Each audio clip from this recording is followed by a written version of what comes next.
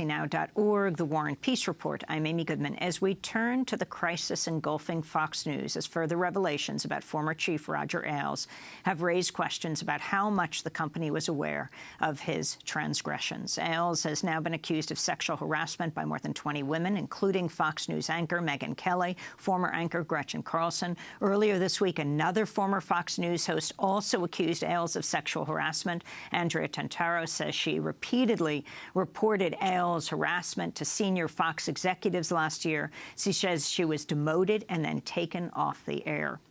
The former director of booking at Fox News has said Ailes sexually harassed her and tortured her for 2 decades.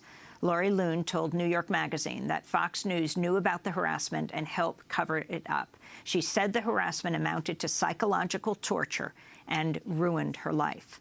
Loon called Ailes a predator and said her duties included luring young female Fox employees into one-on-one situations with Ailes that she knew could result in harassment. New York Magazine has also reported Ailes ran his own black room operation out of Fox News, in which he used Fox money to hire private detectives and political operatives who carried out Ailes' personal campaigns, including targeting journalists. The magazine reports Ailes sent private detectives to follow around multiple journalists who'd been reporting on him.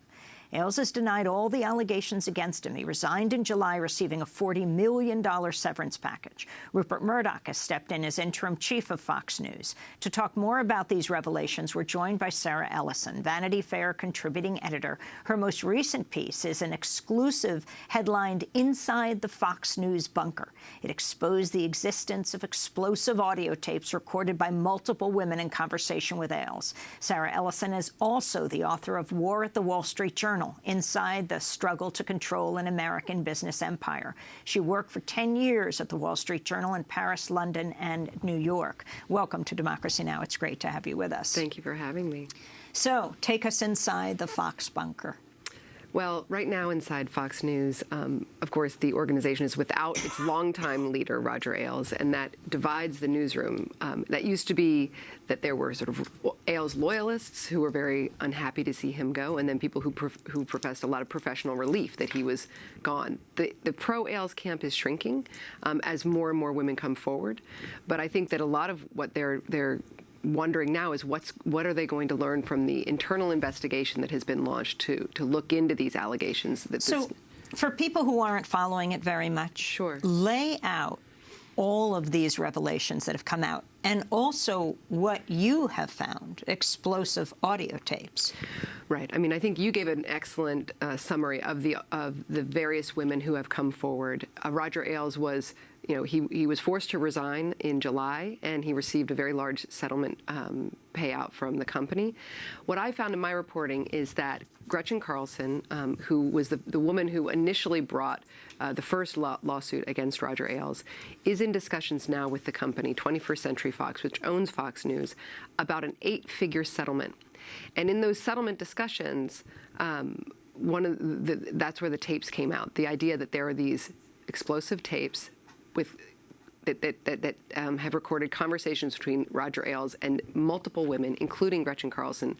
What's ironic about that is that Roger Ailes was sort of known for taping other people, that he was very worried about secrecy, that he did always feel that other people were spying on him, and he was worried about that. I mean, there was a wooden door outside of his office.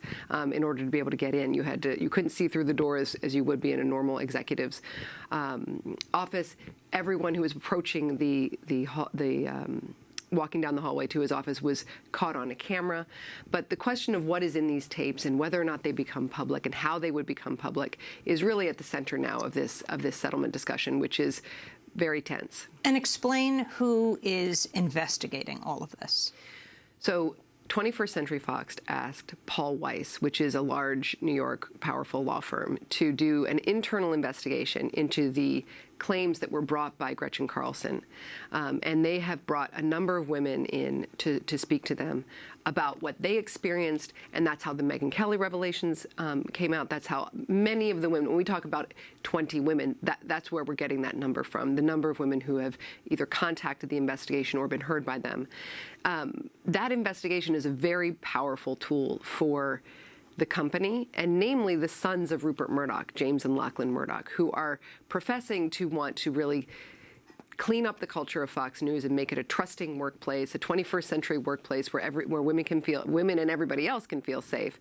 And so the company now is dealing with this very strange conundrum where the man who made this Fox News organization a huge powerhouse, and whether you liked it or didn't, you had to admit that it was an incredibly powerful news organization.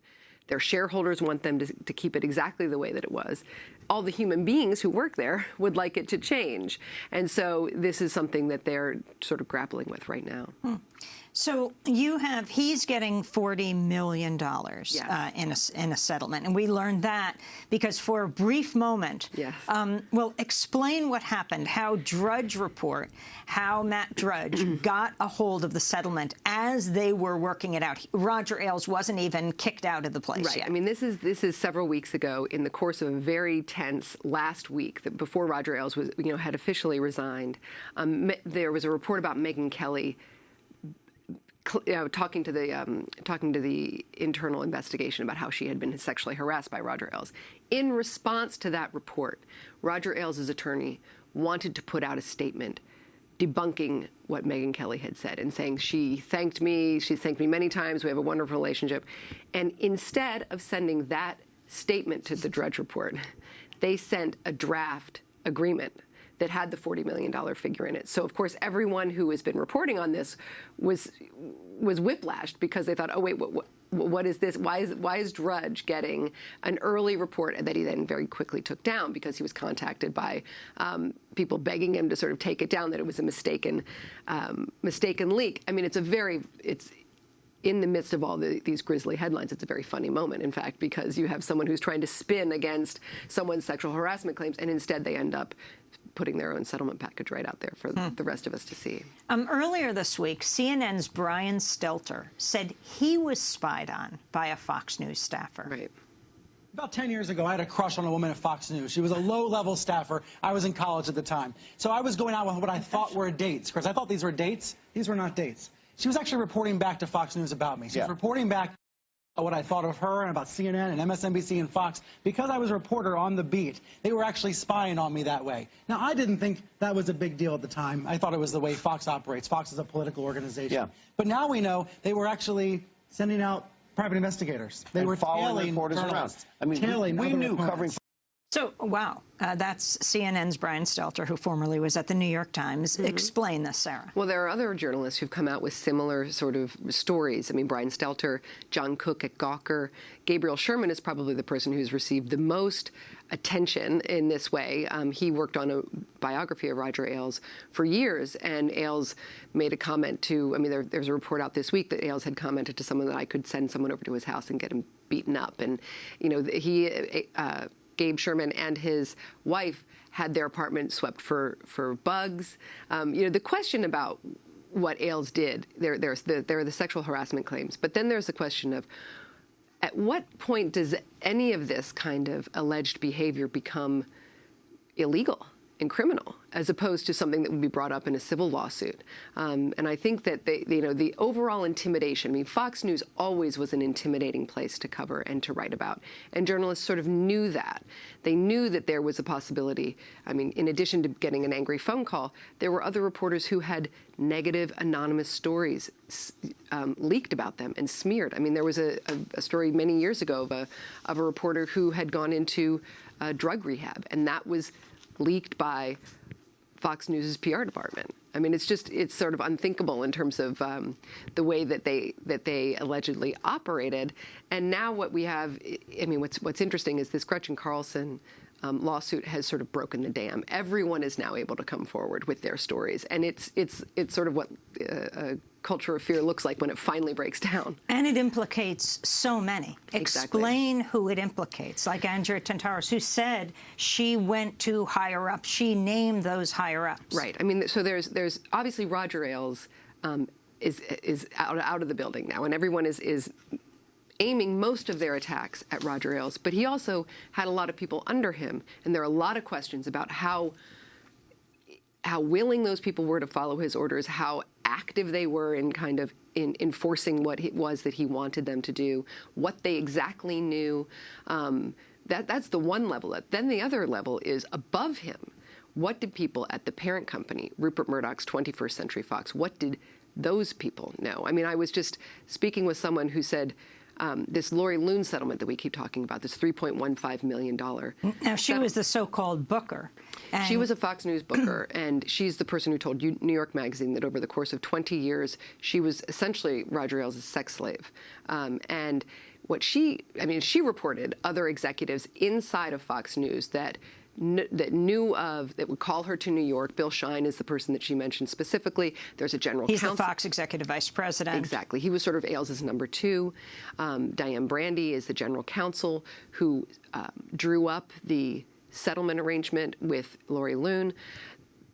Those people are and others. I mean, there are other unofficial sort of, they're less official sort of quote-unquote friends of Rogers, who are people that were on the payroll or who were on sort of monthly retainers, that no one in the building really knew exactly what they did. But Ailes sort of had them, and there's an allegation now, another story that came out that he was using those people to run these kinds of campaigns, whether they were smearing journalists or going after other enemies. People like Bo Dietl.